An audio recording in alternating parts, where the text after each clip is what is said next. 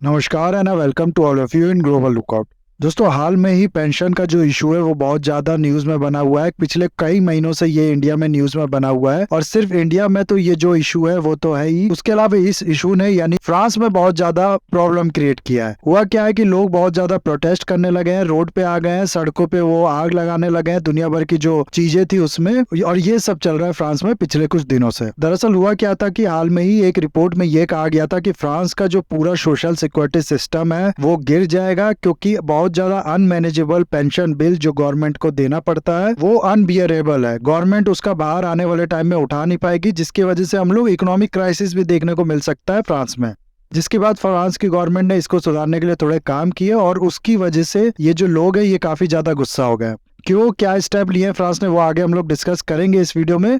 इसके अलावा इंडिया की अगर हम लोग बात करें तो इंडिया में भी इस समय स्टेट जो है वो जितना भी एक्सपेंडिचर करती हैं उसका 9% सिर्फ वो एक्सपेंड करती हैं लोगों को पेंशन देने के लिए। और जितनी तेजी से ये बढ़ रहा है उसके हिसाब से ये कहा जा रहा है कि 2050 आते आते तक 20% तक ये एक्सपेंडिचर जो है वो स्टेट गवर्नमेंट को करना पड़ेगा लोगों को पेंशन देने के लिए। अब आप लोग खुद ही सोचो, जब 5वां हिस्सा पूरा जो एक्सपेंडिचर है स्टेट गवर्नमेंट का वो सिर्फ पेंशन के लिए करेगी गवर्नमेंट, और इसमें पेमेंट भी इंक्लूड नहीं है। स्टेट गवर्नमेंट एम्प्लॉय को जो पेमेंट दिया जाता है वो भी इससे एक्सक्लूड करके सिर्फ पेंशन के लिए 20% तक अगर गवर्नमेंट एक्सपेंडिचर करेगी तो बाकी फिर जो काम है, वेलफेयर स्कीम हो गई, हेल्थ हो गया, एजुकेशन हो गया, इन सब के लिए कहां से पैसा लाएगी। लेकिन उसके बाद भी हाल में ही कुछ स्टेट है जैसे कि राजस्थान, छत्तीसगढ़, जम्मू एंड कश्मीर, पंजाब, हिमाचल प्रदेश, इन सब ने ये डिसीजन लिया है कि हम लोग न्यू पेंशन स्कीम जो है उसको छोड़ के ओल्ड पेंशन स्कीम जो हुआ करता था उस पर दोबारा से मूव करेंगे। और जिसके बाद बताया जा रहा है कि ये जो स्टेट का खर्चा होगा ये और भी ज्यादा बढ़ जाएगा।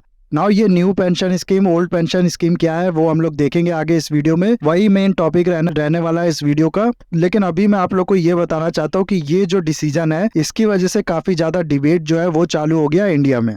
कई एक्सपर्ट जो हैं वो इसके खिलाफ वार्न कर रहे हैं। जैसे कि यहाँ पर आप लोग देख सकते हैं ये प्रोफेसर केवी सुब्रमण्यम का एक ट्वीट है। ये जो शख्स ये आईएमएफ से कनेक्टेड है, इनने ये कहा है कि इस तरीके की जो फिक्स्ड सोशल सपोर्ट स्कीम जो है ये कैलिफोर्निया जैसे इकोनॉमी को जब ट्रबल में ला सकती है, वहां प्रॉब्लम क्रिएट कर सकती हैं। तो पंजाब जिसकी इकोनॉमिक हालत वैसे ही उतनी अच्छी नहीं है, वहां पर अगर ये आएगा इसका गलत असर पड़ेगा। तो ऐसे ही इसको अपोज किया। ये जो गवर्नमेंट है इनने डिसीजन ले लिया है, ये वापस ओल्ड पेंशन स्कीम पे मूव करना चाहती हैं। और ये तो खैर हो गई। दूसरी बात, हम लोग इस वीडियो में जो देखने वाले हैं वो ये कि new pension scheme, old pension scheme क्या है, फ्रांस का क्या इशू है, और दुनिया में जो बेस्ट कंट्री है पेंशन सिस्टम से रिलेटेड वो क्या है, और इंडिया के क्या पोजीशन है।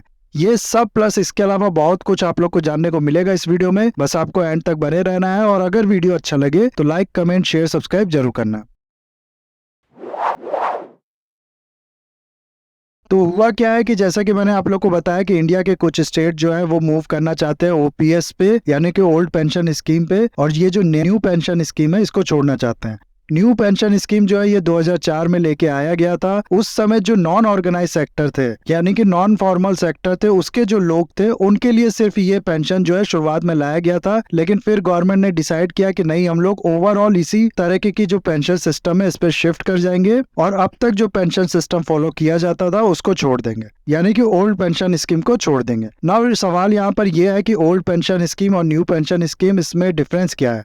सबसे पहला तो जो डिफरेंस है वो ये कि ओल्ड पेंशन स्कीम जो है वो सिर्फ गवर्नमेंट एम्प्लॉयज के लिए था, और न्यू पेंशन स्कीम जो है वो दोनों गवर्नमेंट और इंडिविजुअल जो गवर्नमेंट में काम नहीं करता है उसके लिए भी है, वो भी इसमें इनरोल कर सकता है। इवन कि एनआरआई जो है वो भी इसमें इनरोल कर सकता है। बस शर्त यह है कि 18 से लेके 60 साल के बीच में जो आयु है उसी में इसमें इनरोल किया जा सकता है। तो एक तो ये डिफरेंस हो गया। इसके अलावा दूसरा अगर हम लोग डिफरेंस देखें तो ये है कि ओल्ड पेंशन स्कीम जो है उसमें जो पूरा पैसा आप लोग को एज अ पेंशन मिलेगा रिटायरमेंट के बाद, वो पूरा मिलेगा गवर्नमेंट की तरफ से ही, यानी पूरा उसका खर्चा जो है वो गवर्नमेंट उठाएगी। जबकि न्यू पेंशन स्कीम जब आया था तो इसमें ये कहा गया था कि एक फंड बनाया जाएगा और उसी से फिर पैसा जो है वो 2004 के बाद दिया जाने लगा जो इसमें एनरोल है उनको। इस फंड के लिए किया जाता है कि जितना भी जो पर्सन जिसने इसमें एनरोल किया है वो कमा रहा है, उसका 10% सैलरी के टाइम पे ही काट लिया जाता है और इस फंड में डाल दिया जाता है। साथ ही साथ गवर्नमेंट भी जो है वो 14% कंट्रीब्यूशन इसमें दे देती है,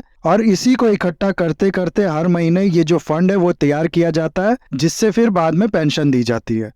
ना अगली चीज ये है कि जो पेंशन अमाउंट मिलेगा, यानी कि हर महीने कितनी पेंशन मिलेगी, वो कैसे डिसाइड होगा। तो इसमें जो ओल्ड पेंशन स्कीम थी उसमें ये कहा गया था कि जितनी आपकी लास्ट ड्रॉन सैलरी है, यानी कि रिटायरमेंट से पहले जो आपकी सैलरी हुआ करती थी, उसका 50% आप लोग हर महीने मिलेगा एज अ पेंशन। और ये जो न्यू पेंशन स्कीम है, इसमें यह कहा गया है कि जितना आपका पैसा इकट्ठा होगा उसका 60% अगर आप लोग चाहो तो वो तो तुरंत निकाल सकते हो रिटायरमेंट के बाद, और बाकी 40% जो है वो गवर्नमेंट के पास ही रहेगा, जिससे वो हर महीने आप लोग को जो पेंशन होगा वो देगी ना। ये चीज आप लोग खुद से डिसाइड कर सकते हो कि आपको हर महीने पेंशन चाहिए या फिर 3 महीने बाद, 6 महीने बाद, इस तरीके से पेंशन चाहिए। एक चीज और, ये जो एनपीएस है ना, इसमें जो फंड बनेगा जिसमें आप लोग पैसा डालोगे हर महीने, गवर्नमेंट भी कुछ पैसा डालेगी इसमें, ये जो पूरा पैसा होगा ये क्या करेगी, गवर्नमेंट की इन्वेस्ट कर देगी कहीं। पूरा इसके लिए जो फंड मैनेजर है वो भी बनाया गया। इंपॉर्टेंट बैंक जैसे कि एसबीआई, आईसीआईसीआई, इस तरह की और भी जो बैंक्स है वो एज अ फंड मैनेजर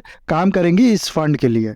इसके बाद अगर हम लोग टैक्स बेनिफिट की बात करें तो 60%, जैसा कि मैंने आप लोग को बताया, जो आप लोग विड्रॉ करोगे ना एक बार में, उस पर कोई टैक्स नहीं लगेगा। लेकिन बाकी जो 40% गवर्नमेंट के पास रहेगा, उस पे जो आपको महीने महीने जो पेंशन मिलेगा उससे उस पे टैक्स लगेगा। जबकि ओल्ड पेंशन स्कीम जो था उसमें पूरा पैसा जो आप लोग को मिलता था वो टैक्स फ्री था। और आई डोंट थिंक ये मेरे को बताने की जरूरत है, 2004 से पहले अगर आप लोग रिटायर हुए हो तो आप लोग ओल्ड पेंशन स्कीम के हिसाब से पेंशन मिलेगी, और 2004 के बाद अगर आप लोग हुए हो तो आप लोग को ये जो न्यू पेंशन स्कीम जो है इसके हिसाब से मिलेगी। लेकिन अब कुछ स्टेट जो है वो ये कह रहे हैं कि हम लोग ओल्ड पेंशन स्कीम जो है उसी पे जाएंगे, यानी कि आने वाले टाइम में भी जितनी रिटायरमेंट्स होगी उनको ओल्ड पेंशन स्कीम के हिसाब से ही जो पेंशन है वो दिया जाएगा ना। थोड़ा बहुत हट के इससे एक इम्पॉर्टेंट इन्फॉर्मेशन मैं आप लोग को देना चाहता हूँ, जो आप लोग को चाहिए कि इसको हमेशा याद रखें। इंडिया में जो फाइनेंशियल सेक्टर है इसके कुछ रेगुलेटर्स हैं, यही 4-5 रेगुलेटर जो है वो पूरा फाइनेंशियल मार्केट रेगुलेट करते हैं। इन सब के बारे में आप लोग को पता होना चाहिए। सबसे पहले है सेबी जो कि स्टॉक मार्केट वगैरह रेगुलेट करता है, उसके बाद है आरबीआई जो कि बैंकिंग सेक्टर, बैंक्स वगैरह को रेगुलेट करती है, उसके बाद है IRDAI, ये वो है जो इंश्योरेंस कंपनीज और पूरा इंश्योरेंस से रिलेटेड चीज जो होती है उसको रेगुलेट करती है, और इसके बाद है PFRDA, ये रेगुलेट करती है पूरे पेंशन सिस्टम को इंडिया में।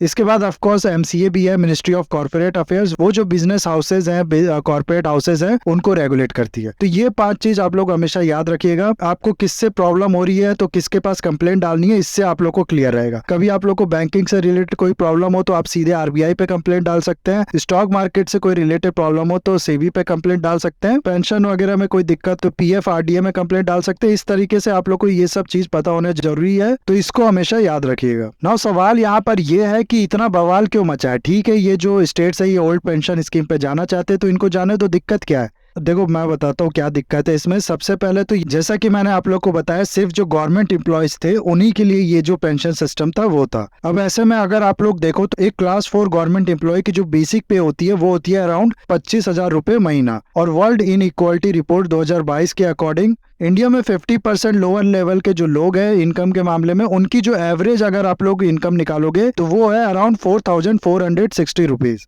और मिडिल 40% की ये है 14,669.7 रुपीज। अब इन 90% से ज्यादा एक गवर्नमेंट क्लास 4 का जो एम्प्लॉय होता है वो कमाता है। ऐसे में सिर्फ इनको पेंशन देना और बाकी सबको ना देना ये बहुत ही ज्यादा गलत होगा, इसमें कुछ भी बताने की जरूरत नहीं है। आई थिंक आप लोग समझ ही गए होंगे। उसके अलावा जैसा कि मैंने आप लोग को बताया कि ओल्ड पेंशन स्कीम में जो सिस्टम था वो ये कि गवर्नमेंट पूरा पेंशन अपने पैसे से देगी, यानी अपने बजट से देगी। न्यू पेंशन स्कीम पे जैसे कि एक फंड क्रिएट किया गया था जिसमें गवर्नमेंट भी पैसा डालेगी और जो एम्प्लॉय होगा वो भी पैसा डालेगा, इस तरीके की चीजें नहीं थी ओल्ड पेंशन स्कीम में। तो इससे होगा क्या कि गवर्नमेंट का जो बजट है उसका एक बहुत बड़ा शेयर इसमें चला जाएगा, और मान लो इसको कंपेंसेट करना गवर्नमेंट चाहे भी तो वो कहाँ से कंपेंसेट करेगी। जाहिर सी बात है वो टैक्स बढ़ाएगी। अब टैक्स बढ़ाने में क्या होता है ना कि डायरेक्ट टैक्स तो चलो ठीक है, लोगों के इनकम पे जो टैक्स होता है वो लोगों के इनकम के हिसाब से टैक्स लगता है, जितना जो ज्यादा कमाता उस पे ज्यादा परसेंटेज के हिसाब से टैक्स लगता है, वो तो ठीक है। लेकिन इनडायरेक्ट टैक्स जो होता है ना, जैसे कि आप लोग मान लो कोई सामान खरीद रहे हो तो उस पे जो टैक्स होता है ना उसको रिग्रेसिव टैक्स कहते हैं। रिग्रेसिव का मतलब होता है प्रोग्रेसिव का अपोजिट। इनडायरेक्ट टैक्स में क्या होता है, इसको एक एग्जांपल से अगर आप लोग समझो तो मान लो आप 1 kg आटा खरीदने जा रहे हो और आपकी इनकम जो है वो अच्छी खासी इनकम है, एक अच्छा कमाने वाले आदमी हो आप, तो अगर आपको पता चलेगा कि 1 kg आटे आटे का जो रेट है वो 2 रुपए बढ़ चुका है, तो ये चीज आपको उतना परेशान नहीं करेगी। लेकिन वहीं आपके बदले कोई गरीब आदमी आटा खरीदने जाएगा जिसने बहुत मुश्किल से ही 1 केजी आटे का जो पैसा वो मैनेज किया था, उसको जब पता चलेगा कि 2 रुपए ये आटा बढ़ गया है तो उसको इसका ज्यादा असर पड़ेगा, उसका पूरा इसमें बजट हिल जाएगा। इसीलिए कहा जाता है कि जो इनडायरेक्ट टैक्स होता है वो रिग्रेसिव टैक्स होता है, क्योंकि जो गरीब लोग होते हैं उन पे ज्यादा असर पड़ता है, और जो इनकम टैक्स होता है यानी कि डायरेक्ट टैक्स होता है वो होता है प्रोग्रेसिव टैक्स, क्योंकि उसमें सरकार कह देती है कि आपका इतने से इतना अगर इनकम है तो उसमें आपका 5% सिर्फ टैक्स लगेगा, और इससे ज्यादा है तो फिर 10%। इस तरह से जो जैसे इनकम बढ़ वैसे जो स्लैब गवर्नमेंट बना रखी है उसमें टैक्स रेट बढ़ जाता है। और इस चीज को जैसा कि मैंने आप लोग को बताया, अगर गवर्नमेंट ही पूरा पैसा देगी, ये कंट्रीब्यूशन नहीं लेगी लोगों से, तो इसको कहां से गवर्नमेंट फंड करेगी? ये जो टैक्स है इसको रेज करके, जिसमें अगर इनडायरेक्ट टैक्स अगर रेज किया जाएगा तो जो गरीब है उनसे पैसा चूस के इन गवर्नमेंट एम्प्लॉयज को दिया जाएगा, ऐसा आप लोग कह सकते हो। या फिर ये कह सकते हो कि इन लोगों को परेशान करके, इनके स्वार्थ के बारे में ना सोच के, गवर्नमेंट एम्प्लॉयज को जो कि अच्छा कमाते हैं, काफी ज्यादा अफोर्डेबिलिटी जिनकी ठीक है, उनको पैसा दिया जाएगा। जैसा कि मैं आप लोग को पहले ही बता चुका हूँ कि इस समय जो स्टेट्स हैं उनका अगर आप लोग एवरेज देखो तो वो जितना भी एक्सपेंडिचर करती हैं उसका 9% लगभग वो एक्सपेंडिचर करती हैं सिर्फ पेंशन देने के लिए। और 2004 से लेकर 2019 का अगर आप लोग डाटा देखोगे तो ये जो पेंशन पे एक्सपेंडिचर था स्टेट का, ये हर साल 16% से बढ़ा है। और वहीं जो टोटल एक्सपेंडिचर है स्टेट का वो सिर्फ 12.8% से बढ़ा है। तो टोटल एक्सपेंडिचर जितना बढ़ा है उससे तेजी से ये जो पेंशन एक्सपेंडिचर है ये बढ़ रहा है। अगर इसी रेट को कांस्टेंट मान के अगर हम लोग कैलकुलेशन करें तो 2040 तक जो पेंशन पे एक्सपेंडिचर होगा स्टेट का वो होगा 14.7% का, और उसके बाद 2050 तक जो एक्सपेंडिचर होगा वो होगा अराउंड 19.4% का, यानी कि अराउंड 20% का। इसीलिए इस पे सवाल उठाया जा रहा है, ये कहा जा रहा है कि सिर्फ एनपीएस से ही हम लोग देख रहे हैं कि इतनी तेजी से ये जो एक्सपेंडिचर है पेंशन के लिए वो राइज कर रहा है, और इसमें अगर गवर्नमेंट ये कह देती है कि हम लोग ओल्ड पेंशन स्कीम पे मूव करेंगे जिसमें सारा पैसा उसको ही देना पड़ेगा फ्यूचर में, तो सोचो उस पे कितना ज्यादा बोझ जो है वो बन जाएगा आने वाले टाइम में गवर्नमेंट पे। और इसीलिए इसको फ्रीबीज, जिसको मोदी जी रेवड़ी कल्चर कहते हैं, उससे जोड़ के देखा जा रहा है। रेवड़ी कल्चर अगर आप लोग को नहीं पता है तो आप गवर्नमेंट ने दिल्ली में काफी ज्यादा जो फ्री में चीजें बांटी हैं, बिजली बिल हो गया, पानी हो गया, ये सब हो गया, बाकी चीज हो गई, उस तरीके की जो गवर्नमेंट की पॉलिसी है फ्री में चीजें बांटने की, उसको रेवड़ी कल्चर नाम दिया गया है। इसीलिए पूरा ये भी पॉलिटिसाइज हो चुका है, और ऐसा कहा जा रहा है कि ये जो state government old pension scheme पे मूव करना चाहती है वो सिर्फ इसलिए करना चाहती है ताकि जो वोटर्स है उनको वो अट्रैक्ट कर सके, और सिर्फ अपने वोट बैंक के लिए ये पॉलिटिकल पार्टीज जो देश की इकोनॉमी है उसको खतरे में डाल रही हैं। अब इसमें तो मैं कुछ नहीं बोलूंगा, ये पूरा मैं आप पे छोड़ूंगा कि आपको क्या सही लगता है वो आप डिसाइड करिए। लेकिन हाँ, मैं आपसे आपका जो राय है वो जरूर जानना चाहूंगा, जो मेरे को कमेंट में बता सकते हैं आप लोग। इसके अलावा कुछ आर्टिकल ऐसे छप रहे हैं जिसमें ये बताया जा रहा है कि ये जो गवर्नमेंट है जो ये कह रही है कि ओल्ड पेंशन स्कीम में ये जाना चाहती है, इसका मेन रीजन ये है कि ये अभी पैसा बचाना चाहती है। जैसे कि एनपीएस में था ना कि आप लोग को साथ ही साथ गवर्नमेंट को भी कंट्रीब्यूशन देना पड़ेगा 14%, तो उसको ये बचाना चाहती हैं। बाद में भले ये जो पे है वो कर दें, लेकिन इसमें एक और इशू आता है, वो ये कि ओल्ड पेंशन स्कीम में क्या था, मान लो आज के टाइम में कोई पर्सन है जो रिटायर्ड हो चुका है, और अभी नहीं, ये काफी टाइम पहले रिटायर हो चुका है, इसको जो पेंशन दी जाएगी उसका पैसा कहाँ से आएगा? उसका पैसा उन लोगों से टैक्स वसूल करके आएगा जो कि इस समय काम कर रहे हैं। तो ये भी इशू बहुत ज्यादा है कि इस समय की जो वर्किंग पॉपुलेशन है वो टैक्स पे कर रही है उन लोगों को जो कि पहले गवर्नमेंट एम्प्लॉय हुआ करते थे, जबकि होना क्या चाहिए कि हम लोग जो वर्किंग पॉपुलेशन है इस टाइम की, उसको जो लोग सर्विस दे रहे हैं यानी कि इस समय के जो गवर्नमेंट एम्प्लॉय है उसको टैक्स पे करना चाहिए, लेकिन हम लोग पहले के काम करने वाले लोगों को पेंशन दे रहे हैं हमारे टैक्स से। तो ये एक इशू जो है ये भी इसके बारे में कहा जाता है कि इंटरजेनरेशनल जो इक्विटी है वो इसमें नहीं है। तो ये जो पूरा इशू है इंडिया में पेंशन से रिलेटेड वो बना हुआ है। इसके अलावा हाल में ही हो क्या रहा है कि ये चीज फ्रांस को भी बहुत ज्यादा परेशान कर रही है। फ्रांस में क्या किया गया था कि जैसा कि मैंने आप लोग को बताया, एक रिपोर्ट थी जिसमें ये कहा गया था कि आने वाले टाइम में फ्रांस का जो सोशल सिक्योरिटी सिस्टम है वो गिर जाएगा, क्योंकि ये सस्टेनेबल नहीं है। जो गवर्नमेंट का खर्चा है पेंशन पे वो लगातार बढ़ता जा रहा है, जो कि एक बहुत बड़ा कंसर्न वाला इशू है फ्रांस के लिए। अब इसका जो रीजन है ना वो सिर्फ फ्रांस ही में नहीं बल्कि पूरे वर्ल्ड में आप लोग देखोगे तो ये रीजन फिट बैठता है। हुआ क्या है कि ओवर टाइम जो मेडिकल सुविधाएं हैं, जो हेल्थ से रिलेटेड सेक्टर्स हैं, उसके इम्प्रूवमेंट में, उसमें टेक्नोलॉजिकल एडवांसमेंट होने की वजह से लोगों की लाइफ एक्सपेक्टेंसी जो है, यानी कि जितने लाइफ पहले लोग जीते थे उसके कंपैरिजन में आज के टाइम में जो लोग हैं वो ज्यादा जी रहे हैं।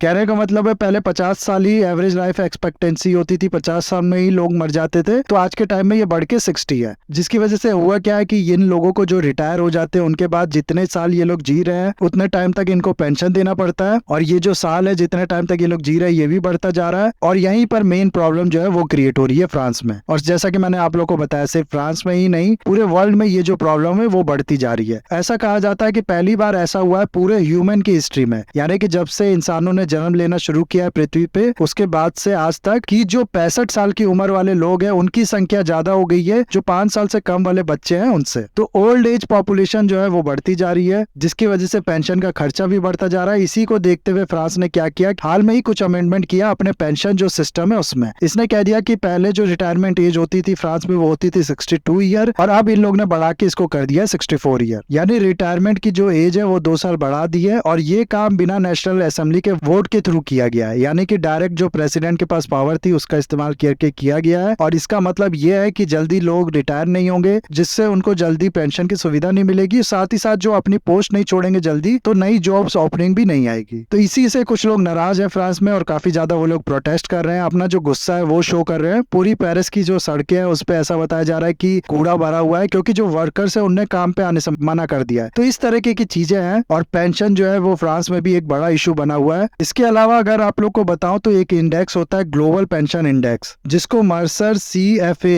इंस्टीट्यूट रिलीज करती है, और 2022 का जो इंडेक्स है उसमें नंबर 1 पे आप लोग को मिलेगा आइसलैंड, नंबर 2 पे नेदरलैंड, फिर है डेनमार्क, उसके बाद है इजराइल। इंडिया की अगर आप लोग इसमें रैंकिंग देखेंगे तो वो आप लोग को मिलेगी 41st। और टोटल कितने कंट्रीज को इसमें रैंक किया जाता है, टोटल किया जाता है केवल 44 कंट्री को, यानी कि बॉटम 3rd पे है इंडिया इस लिस्ट में। तो ये जो सिस्टम है ये उतना बेहतरीन भी नहीं है इंडिया का, इसको इम्प्रूव करने की जरूरत है। और इसीलिए गवर्नमेंट ने प्लान किया है कि वो जो दुनिया भर की कंट्रीज है उनके पेंशन सिस्टम को स्टडी करेगी, और उसके बाद जो सिस्टम ज्यादा फीजिबल रहेगा इंडिया के मामले में उसको इंट्रोड्यूस करेगी, जो मॉडिफिकेशन की जरूरत होगी उसको लाने के बाद। तो ये था पूरा video guys, I hope video आपको अच्छा लगा होगा। इसे लाइक, कमेंट, शेयर, सब्सक्राइब जरूर कीजिएगा। That's all, have a nice day, take care.